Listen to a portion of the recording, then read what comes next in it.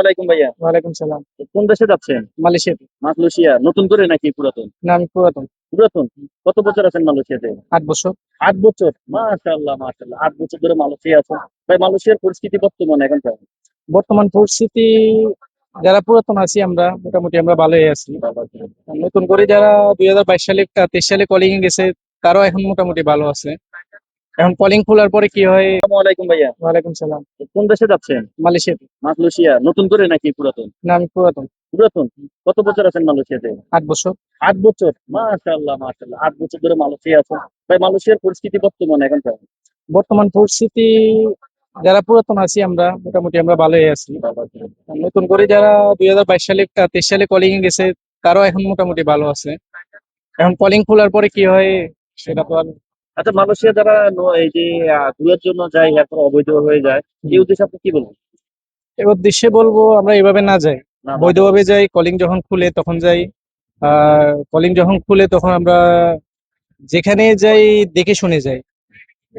অযথা দালালের মাধ্যমে দালালের কথায় হ্যাঁ ফান্দে করে না ফান্দে যাওয়াটা না ভালো। পড়ে যাওয়াটাই better। নিজস্ব কোনো লোক থাকলে ফ্যাক্টরিতে যাওয়াটাই আমার মনে হয় বেটার হয়। আচ্ছা, মূলত মালয়েশিয়া যেতে হলে টোটাল কত টাকা খরচ লাগে?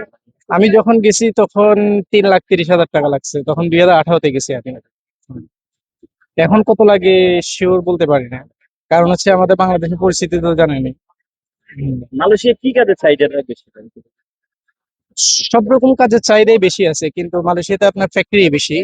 তো ফ্যাক্টরির ভিতরে মোটামুটি আপনার ইলেকট্রিশিয়ান, আদার্স অন্য কাজও পাওয়া যায়। মানে যারা হাতের কাজ। হাতের কাজ, ইলেকট্রিশিয়ান যারা আছে, ওয়্যারম্যান, মেনটেনেন্সে যারা কাজ করে, ওয়ার্লিং যারা কাজ করে, এগুলো চাহিদা বেশি আর কি।